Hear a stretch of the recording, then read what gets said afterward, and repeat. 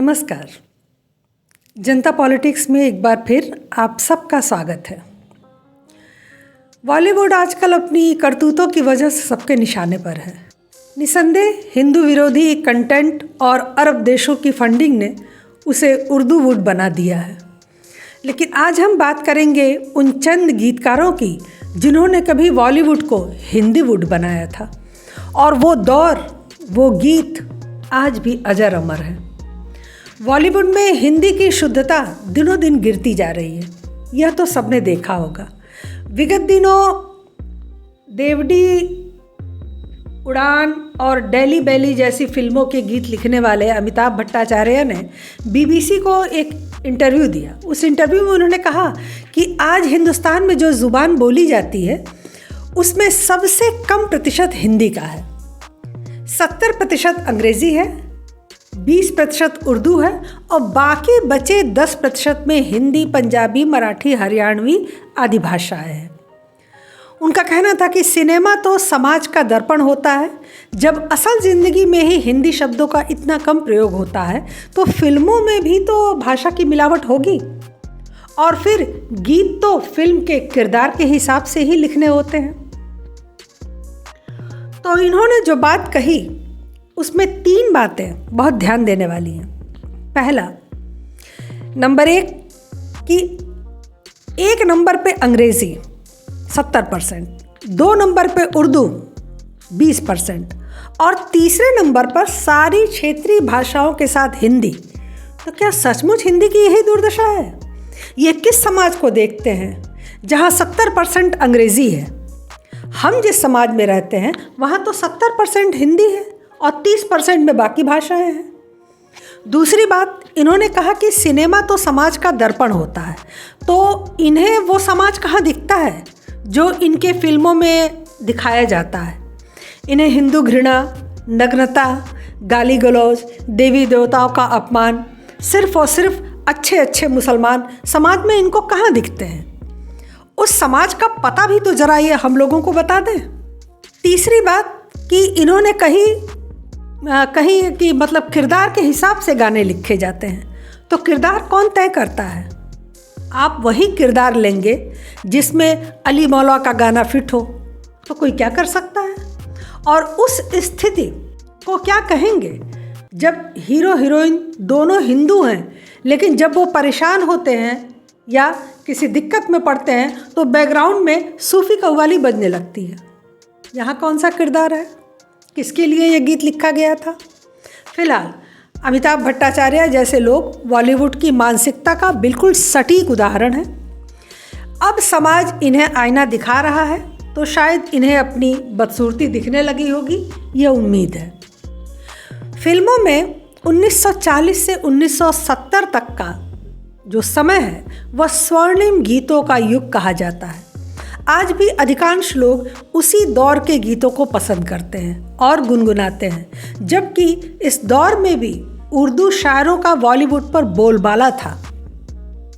साहिर लुधियानवी, मजरू सुल्तानपुरी, असद भोपाली, कैफी आज़मी, शकील बदायूनी, लेकिन इन्हें टक्कर देने और हिंदी को समृद्ध व लोकप्रिय बनाने के लिए वहाँ नरेंद्र शर्मा, नीरज, गोपाल सिंह नेपाली, भरत व्यास, प्रदीप, बाल स्वरूप राही, प्रेम धवन, राजेंद्र कृष्ण, इंदिवर, शैलेंद्र और योगेश जैसे महान गीतकार भी मौजूद थे।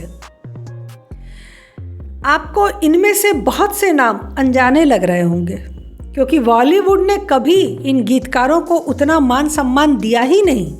जैसे इतिहास ने मुग़लों का महिमा मंडन किया, उसी तरह बॉलीवुड ने साहिर, मजरूह, कैफ़ी और शकील बदायूनी का महिमा मंडन किया। इन गीतकारों ने शुद्ध हिंदी और संस्कृत निष्ठ शब्दों में अनेक कालजयी रचनाएं की। तो चलिए इनकी रचनाओं पर एक नज़र डालते हैं। सबसे पहले गीतकार प्रदीप, जो उज्जैन में जन्मे थे और 1940 से 1975 तक वो फिल्मों में गीत लिखते रहे। दूर हटो ऐ दुनिया वालों, हिंदुस्तान हमारा है से उनका सफ़र शुरू हुआ था, और फिर देख तेरे संसार की हालत क्या हो गई भगवान कि कितना बदल गया इंसान। आओ बच्चों तुम्हें दिखाएं झांकी हिंदुस्तान की, पिंजरे के पंछी रे तेरा दर्द न जाने कोई, जगत भर की रोशनी के लिए सूरज रे जलते रहना। चल अकेला तेरा मेला पीछे छूटा, अंधेरे में जो बैठे हैं नज़र उन पर भी कुछ डालो। ऐसे अनेकों भजन और भक्ति गीतों से जो शुद्ध हिंदी के प्रयोग में रचे बसे थे उन्होंने लिखा, लेकिन प्रदीप जी को बहुत कम मौके मिले। जबकि ऐ मेरे वतन के लोगों, हम लाए हैं तूफान से किश्ती निकाल के जैसे कालजयी गाने भी उन्होंने लिखे, लेकिन उसमें उर्दू शब्दों का कुछ प्रयोग हुआ है। ऐसे गीतों के बाद भी आज अधिकांश लोग प्रदीप का नाम नहीं जानते होंगे, भले इन गीतों को हमेशा सुनते हों। अब बात करते हैं नरेंद्र शर्मा की। उत्तर प्रदेश के बुलंदशहर के खुर्जा में जन्मे नरेंद्र शर्मा को पद्म भूषण से सम्मानित किया गया था। उन्होंने 55 फिल्मों में 650 गीत लिखे, जिसमें शुद्ध हिंदी के गीतों का आधिक्य था। सबसे संस्कृतनिष्ठ और सबसे सुरीला गीत उनका था ज्योति कलश छलके, हुए गुलाबी लाल सुनहरे रंग दल बादल के, ज्योति कलश छलके। इसके बाद सत्यम शिवम सुंदरम, वो गीत भी यशोमती मैया से बोले नंदलाला, गंगा बहती हो क्यों आदि अनेक गीत नरेंद्र शर्मा ने लिखे। बात करें नीरज की तो उत्तर प्रदेश के इटावा में जन्मे गोपाल दास नीरज कवियों में सर्वश्रेष्ठ तो थे ही, फिल्म जगत में भी इन्होंने जो लिखा वो मील का पत्थर हो गया। इनकी कहानी प्रसिद्ध है कि एक बार सचिन देव वर्मन, जो उस समय महान संगीतकार थे, उन्होंने नीरज से कहा कि क्या तुम अपने गीत में बिना शराब के भी नशा घोल सकते हो? तो नीरज ने कहा बिल्कुल, मैं ऐसा कर सकता हूँ। और उन्होंने फिर गीत लिखा सचिन देव वर्मन के लिए, रंगीला रे तेरे रंग में यूं रंगा है मेरा मन। और वर्मन साहब के संगीत के बाद हर कोई इस गीत पर नशे में झूम उठा। इसके बाद नीरज ने स्वप्न झरे फूल से मीत चुभे शूल से, इसमें कुछ शब्दों का एकाध उर्दू शब्द बाद में लिए गए, कारवां गुजर गया गुबार देखते रहे, लेकिन जीवन की बगिया महकेगी चहकेगी, ए भाई ज़रा देख के चलो, ओ मेरी ओ मेरी ओ मेरी शर्मिली, बस यही अपराध मैं हर बार करता हूँ, आदमी हूँ आदमी से प्यार करता हूँ, फूलों के रंग से दिल की कलम से तुझको लिखी रोज पाती, देखती ही रहो आज दर्पण न तुम, प्यार का ये मुहूर्त निकल जाएगा। जैसे अनेक गीतों को लोगों ने बहुत पसंद किया।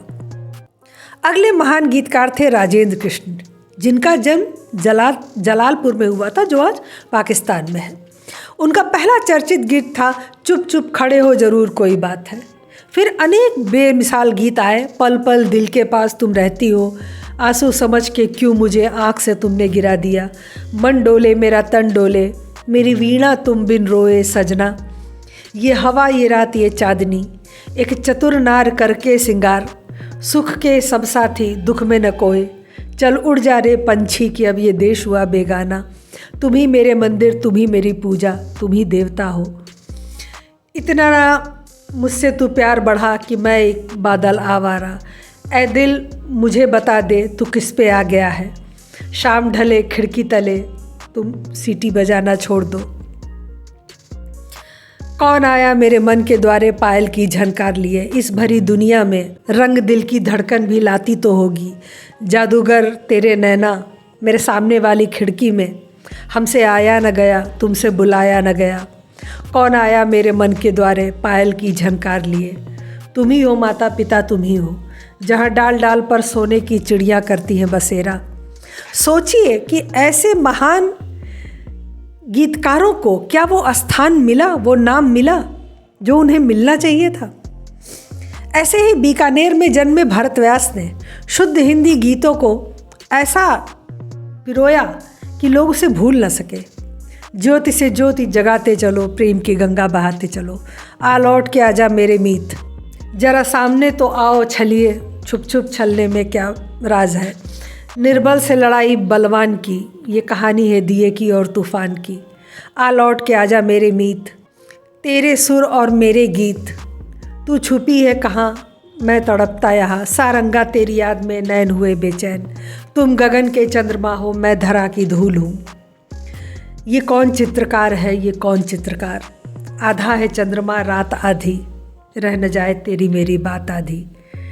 जननी जन्मभूमि स्वर्ग से महान है, डर लागे गरजे बदरिया, जैसे अनगिनत गीत उस समय सुपर हिट हुए थे जब चौतरफा उर्दू की आंधी चल रही थी।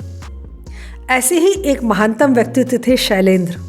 रावलपिंडी में जन्मे शैलेंद्र, जिनका मात्र 42 साल की उम्र में वो दुनिया छोड़ गए।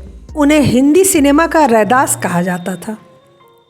तू प्यार का सागर है, तेरी एक बूंद के प्यासे हम, और माझी मेरे साजन है उस पार, तू इस पार, वहाँ कौन है तेरा मुसाफिर जाएगा कहाँ, दम भर जो इधर मुँह फेरे ओ चंदा, किसी की मुस्कुराहटों पे हो निसार, नानी तेरी मोरनी को मोर ले गए, रुक जा रात ठहर जा चंदा, तेरे बिन सूने नैन हमारे, दिन ढल जाए हाय रात न जाए, अब के बरस भेज भैया को बाबुल, सावन में लीजो बुलाए रे, धरती कहे पुकार के गीत खुशी के गाए, आजा रिया निदिया तू, मैं गाऊं तुम सो जाओ, चलत मुसाफिर मोह लिया रे पिंजरे वाली मुनिया।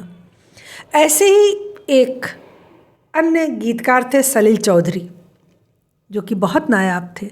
इतना न मुझसे तू प्यार बढ़ा कि मैं एक बादल आवारा, कहीं दूर जब दिन ढल जाए, सुहाना सफ़र और ये मौसम हंसी, दिल तड़प तड़प के कह रहा है आ भी जा, बाग में कली खिली बगिया महकी, जा रे उड़ जा रे पंछी, जिंदगी कैसी है पहेली, आजा रे परदेसी, और भी सैकड़ों गीत।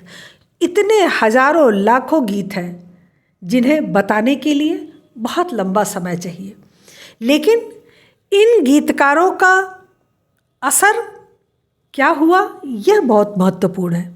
इन गीतकारों का असर यह हुआ कि मुस्लिम गीतकार जो उस समय थे, उन्होंने भी अनेक गीत शुद्ध हिंदी में लिखे, और वो लिखने पर मजबूर भी हुए क्योंकि लोग उन्हें बहुत पसंद कर रहे थे।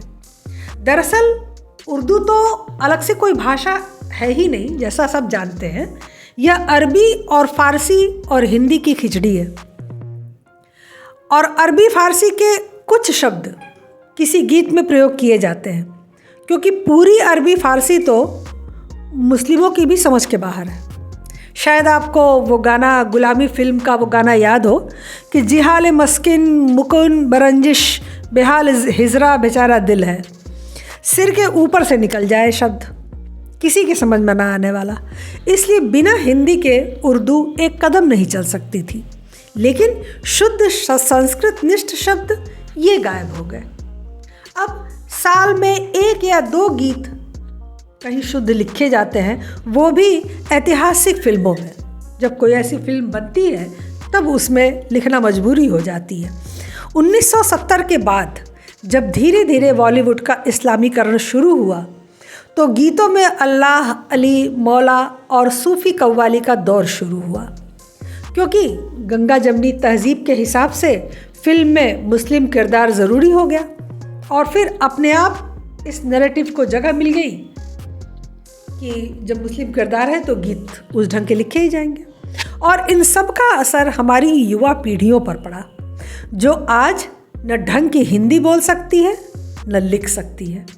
भारतीय संस्कृत को नष्ट करने का लक्ष्य वो धीरे धीरे ये पूरा कर रहे हैं। अब बारी हमारी है इन बॉलीवुडियों को, इनको इंसान बनाने की, और इनका परोसा जो ये अंट शंट है उसे कूड़ेदान में फेंक देने की। उसके बाद ही हमारी संस्कृत और हमारी भाषा पर कुछ फ़र्क पड़ सकता है। आज के लिए बस इतना ही। हमारे चैनल को सब्सक्राइब ज़रूर करें, लाइक और शेयर भी करें, अपने कमेंट हमें ज़रूर लिखा करें, उससे हमारा मनोबल बढ़ता है। धन्यवाद, नमस्कार।